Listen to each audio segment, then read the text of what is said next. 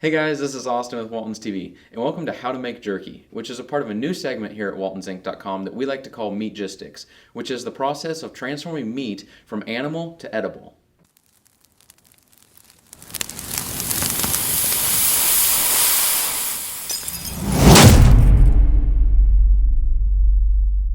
Today we're going to talk about jerky, what it is, how to make it, the supplies needed to make it, and a step-by-step demonstration through the whole process.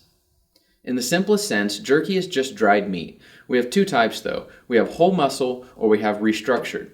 Whole muscle jerky is made by slicing a whole cut of meat into thin strips, whereas restructured jerky is ground meat that is then extruded into strips.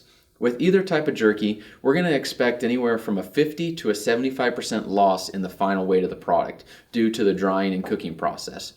Many people smoke and dry jerky so they can have a shelf-stable meat snack, but remember, when making jerky at home, it's extremely difficult to verify that you have reached shelf stability without spending a lot of money on testing equipment to measure things like water activity. So always refrigerate your jerky for storage, and you can also extend the shelf life of your jerky by using a vacuum packaging method. Regardless of which type of jerky you make, you're going to want to use as lean of meat as possible, preferably something with little fat marbling and connective tissue as possible. It can be made from any type of protein though, whether that be beef or pork, wild game, poultry, or even wild birds.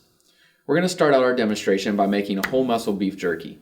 What we're going to be using today is an inside round. Any type of whole muscle meat can be used though. First thing we're going to do is get this thing cleaned up a bit and trim off as much of the fat as we can. Once we get done trimming off any fat, we will slice the meat into approximately 1/4 inch strips. Slicing can be done in any direction, but it's my preference to find the grain of the meat and cut across or perpendicular to it. This will help the jerky be a little easier to bite and chew after it's cooked. You can slice the jerky using a meat slicer or by hand using a standard knife, but we have a cool little gadget here today we're going to use, which is an adjustable slicing knife. There's a thickness gauge on the side built into the knife to make cutting perfect and uniform slices a breeze. We're going to set our guide to exactly 1/4 inch wide and get slicing. Don't forget though, visit our website at waltonsinc.com to find all the cutlery and slicers you need for your jerky making. Now that we have it all sliced, we will move on to seasoning and marinating. Today we're going to use a dry seasoning and then put it in poly bags, add water, and let it marinate overnight in the refrigerator. We're going to use a habanero lime jerky seasoning and a sweet chipotle jerky seasoning, making two 9-pound batches from what came out to be an 18-pound inside round. At Walton's, we have a bunch of additional options for jerky seasonings available on our website at waltonsinc.com. Some of the possible flavor combinations we have are habanero lime, barbecue, bold, Cajun, Colorado, which is a very traditional flavor, Colorado spicy, gigawatt hot, honey, jalapeno, sweet chipotle, teriyaki, and Tex-Mex. Make sure you visit our website at waltonsinc.com to purchase one of these flavors and try out making jerky on your own as well. The seasoning does come in units for 25 pounds of meat, so we do have to divide it out for a smaller batch. Don't forget also to go ahead and mix the shear-cure into the seasoning before we start applying it to the meat. We always recommend using shear-cure, as this will help kill and control bacteria in the meat as well as aid in preserving the final cooked product, and add a typical cured meat flavor to the jerky. Now, just as with the seasoning unit, we're going to have to use only a portion of the shear-cure that comes with the seasoning as well, since we're not making a full batch. So let's get started. We've got all of our strips of meat sitting here, and we're going to toss them in a container like a stainless steel bowl or meat lug, and beginning adding our seasoning and tossing and mixing the slices until all of the pieces are coated and the seasoning is evenly dispersed. With that all done, we'll take these back to the refrigerator now and let it marinate for about 24 hours overnight. Let's switch gears now and get our restructured jerky prepared. For restructured jerky, we're going to want to use some very lean ground meat. And just like whole muscle jerky, this can be done with any type of protein, including beef, pork, poultry, or any wild game. What we have to use today is 5 pounds of 90% lean ground beef. I'm going to do something a little crazy on you guys though. I'm not going to put any jerky seasoning in this. Actually, I'm going to use some pineapple bacon smoked sausage seasoning. One thing to remember in sausage and jerky making is that just because the seasoning says it's for one type of product doesn't mean you can't experiment with it and make it into something different. Just remember though, when using it in a different application, the potency of the seasoning may not be the same in a different product. So you may need to use a little less or a little more seasoning. We've never actually used the pineapple bacon in a jerky before, so we're going to use the same amount of seasoning per pound of meat that the bag calls for, and then we'll try it out and we'll know next time if we need to add or decrease the amount of seasoning we use. So let's get rolling. We've got our 5 pounds of meat already ground, but if you're Starting with the whole muscle, you can grind it twice, once through a 3/8 inch plate and another through a 1/8 inch plate to catch up to where we are right now. We're just going to shake the seasoning with our shear cure already mixed in over the meat and add a couple ounces of water to help get it all mixed in and dispersed evenly. We'll mix all this together until we start to get just a little bit of stickiness in the meat, and then we'll be ready to start extruding the jerky into strips. Our meat is now all ready to go, and we've already got it loaded into one of our handy 11-pound Walton sausage stuffers with an all-around jerky maker attached on the front. We'll go ahead and start hand cranking out the stuffer, and the meat will extrude out nicely through the all-around jerky maker onto our roll of wax paper.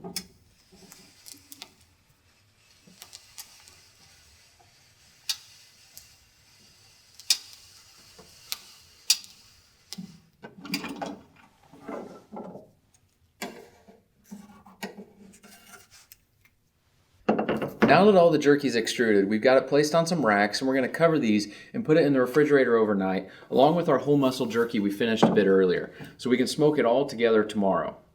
Well, we're back, and today we're in the Walton's test kitchen. There's nothing fancy about laying jerky on smoke racks, except to make sure there's adequate space between the pieces for air to flow, which will make the smoking and cooking and drying cycles faster. Most of you guys at home aren't going to have a smokehouse anything like this one here, but no worries, you can still make perfectly good jerky at home by using a dehydrator, an oven, a small smokehouse, or even a wood, charcoal, or pellet grill. Whatever you use to cook the jerky, just get it all laid out onto racks, and then we'll come back and we'll talk about our smoking and cooking cycles.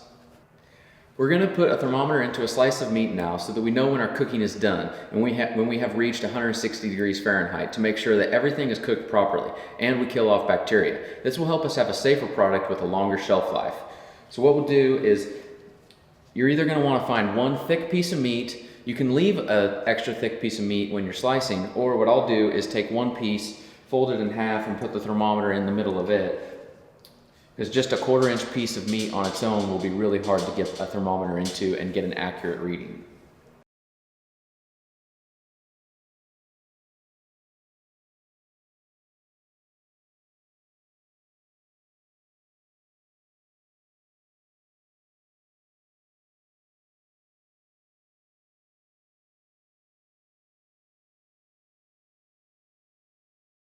The smokehouse is all set and ready to go.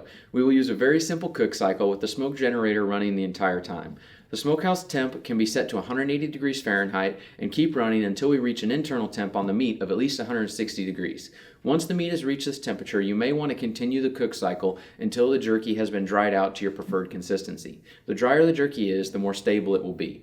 If you're using a dehydrator, we would recommend that you cook the jerky first in an oven to reach an internal temperature of 160 degrees and then move the jerky back to the dehydrator to finish drying. Most dehydrators cannot get meat to an internal temperature of 160 degrees, so by starting the cook cycle in an oven, set around 180 degrees until we reach that 160 degrees on the meat, we help produce a safer final product. If you'd still like to get a smoke flavor on jerky made in an oven or dehydrator, you can always use some of our hickory smoke powder instead of using a real smoke cycle. For any other smokehouse or wood, charcoal, pellet grill, we would recommend cooking and smoking at a temperature of 180 degrees until the meat reaches 160 on the internal, and then continue to dry the jerky until you reach your desired consistency. Smokehouse just finished up. We got all the jerky out and it turned out great. Overall, we lost about 52% of the total weight of the product, but that was to be expected. We expect to lose anywhere from 50 to 75% of the total weight depending on how dry it is. So at 52, that's just about right. The sweet chipotle turned out really good. The flavor on it is great. It's not too warm, just a little bit of spice to it, nice sweet flavor. Overall, it was fantastic. Then we've got the pineapple bacon in the restructured, and this one turned out good. The pineapple was very sweet. The bacon flavor was not quite as strong as I would expect. It was kind of hidden in there. So next time we might try adding a few actual pork bellies or some pork to it to give it some actual additional bacon flavor to it. And then last, our habanero lime. The flavor on this turned out really great. It was kind of limey with a lot of heat from the habanero, and it was fantastic. Overall, kind of had mixed reviews on which one was the favorite between the habanero lime and the sweet chipotle. Both of them were great, so if I had to choose one, I'm going to choose the habanero lime, but we had a lot of people saying the sweet chipotle was really good as well. So you guys are just going to have to try them and find out for yourselves. Don't forget to visit our website at waltonsinc.com to find everything but the meat, including all of your jerky making supplies. If you liked the video, don't forget to hit the thumbs up and like button below, and make sure you subscribe to our Walton's TV channel to stay up to date on all of our latest videos. Thank you guys for watching our How to Make Jerky video. I'm Austin with Walton's TV, and we'll see you guys next time.